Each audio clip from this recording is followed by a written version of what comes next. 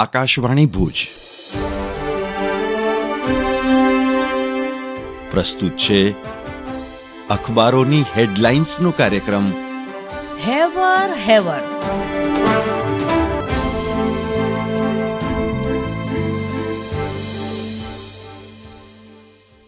હું શ્વેતા સુથાર. કચ્છ મિત્રના પહેલા પાને સમાચાર છે કે વળતો વાર, ભારત બદલશે તિબેટના 30 નામ. ચીને અરુણાચલના 30 નામ બદલ્યા હતા. નવી મોદી સરકારનો જેવા સાથે તેવાનો આક્રમક જવાબ આપવાની તૈયારી. 11 રહેણાંક વિસ્તાર સહિતના નામ બદલાવાશે.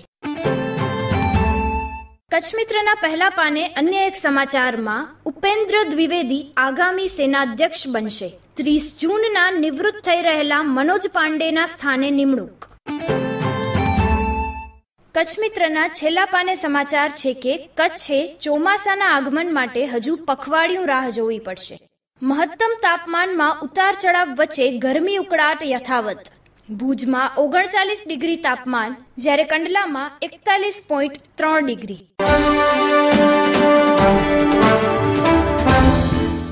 હું મનોજ સોની. દિવ્ય ભાસ્કરની કચ્છ આવૃત્તિની હેડલાઇન છે કે સ્કૂલ વાનના ભાડામાં વર્ષે ₹2400, જ્યારે સ્કૂલ રિક્ષાના ભાડામાં વર્ષે ₹1200નો વધારો કરાયો. રાજકોટના અગ્નિકાંડ પછી સરકારે સલામતી માટે નિયમો આકરા કર્યા તો વર્ધી એસોસિએશને ભાડામાં 20%નો વધારો ઝીંક્યો. ભૂલ એસોસિએશનની અને વસૂલાત વાલીઓ પાસેથી. અન્ય એક સમાચારમાં નીટની પવિત્રતા જોખમાઈ, સુપ્રીમ NTA પાસે કોર્ટે જવાબ માંગ્યો. કાઉન્સેલિંગ પર અત્યારે રોક નહીં, કેન્દ્ર પાસેથી 4 સપ્તાહમાં જવાબ માંગ્યો.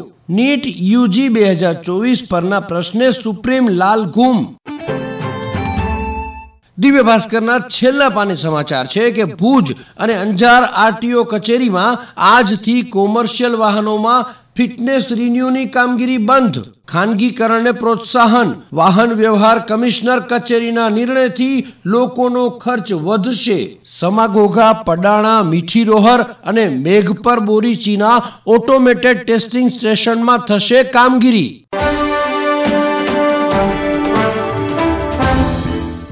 હું સ્મિતા રાણા. ગુજરાત સમાચારની કચ્છ આવૃત્તિમાં સમાચાર છે કે યુનિવર્સિટીઓમાં હવે વર્ષમાં 2 વાર પ્રવેશ આપી શકાશે. વિદ્યાર્થીઓને ફાયદો. વિદેશની જેમ ભારતે પણ દ્વિપ્રવેશ પદ્ધતિ સ્વીકારી. હાલ માત્ર જુલાઈ-ઓગસ્ટમાં જ પ્રવેશ અપાય છે, પરંતુ બીજા સત્રમાં જાન્યુઆરી અને ફેબ્રુઆરીમાં પણ પ્રવેશ આપી શકાશે. અન્ય એક સમાચારમાં આજે 12 જૂન બાળ મજૂરી વિરોધી દિવસ. બાળ મજૂરી એ વર્તમાન સમાજનું કલંક. લાખો કરોડોનું બાળપણ છીનવાઈ રહ્યું છે. બાળ મજૂરી કરાવનારાઓ સામે કાયદાઓ વધુ કડક બનાવવા જોઈએ, જેથી મજબૂરીના નામે બાળકોનું શોષણ ખતમ થાય.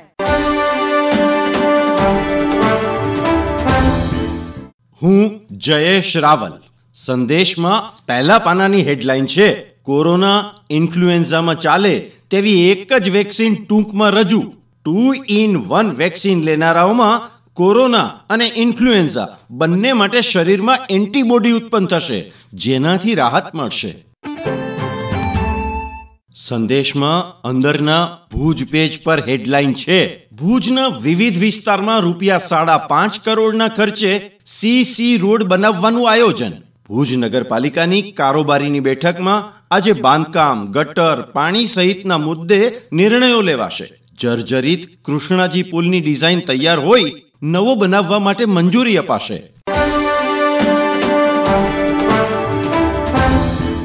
હું નીરજ મચ્છર. વિશ્વનો સૌથી મોટો ખાવડા મેગા પાવર પાર્ક અવકાશમાંથી દેખાય છે. ઇન્ડિયા ટીવી ન્યૂઝનો અહેવાલ. આ પ્રોજેક્ટ એકવાર પૂર્ણ થયા પછી ખાવડા મેગા પાવર પાર્ક ભારતના કુલ રિન્યુએબલ એનર્જી પાવર ઉત્પાદનના 9%થી વધુનો હિસ્સો ધરાવશે અને પૃથ્વી પર કોઈ પણ પ્રકારનો સૌથી મોટો પાવર પ્લાન્ટ બનશે. 15.8 બિલિયન પાઉન્ડનો વિન્ડ અને solar power project Khavda renewable energy પાર્કે ભારતના રાષ્ટ્રીય ગ્રીડમાં તેનું પ્રારંભિક યોગદાન યોગદાન શરૂ કર્યું છે. ગુજરાતમાં સ્થિત આ વિશાળ પ્રોજેક્ટ લગભગ 517 ચોરસ કિલોમીટરમાં ફેલાયેલો છે, જે તેને પેરિસ કરતા 5 ગણો મોટો બનાવે છે અને અવકાશમાંથી પણ નિહાળી શકાય છે. આ પ્રોજેક્ટ પાછળની કંપની અદાણી ગ્રીન એનર્જી લિમિટેડના એક્ઝિક્યુટિવ ડિરેક્ટર સાગર અદાણીએ ટકાઉ ઉર્જા પ્રયાસોમાં અગ્રણી ભારતની નિર્ણાયક ભૂમિકા પર ભાર મૂક્યો હતો. ગૌતમ અદાણીએ ગર્વ કરતા સોશિયલ મીડિયા પ્લેટફોર્મ પર લખ્યું, અમે વિશ્વનો સૌથી મોટો ગ્રીન એનર્જી પાર્ક બનાવી રહ્યા છીએ. ત્યારે રિન્યુએબલ એનર્જીમાં ભારતના પ્રભાવશાળી પગલામાં નિર્ણાયક ભૂમિકા ભજવવાનો ગર્વ છે. રણ આકાશમાંથી પણ દેખાય છે. અમે 20 મિલિયન ઘરોને પાવર બનાવવા માટે 30 ગીગાવોટ જનરેટ કરીશું.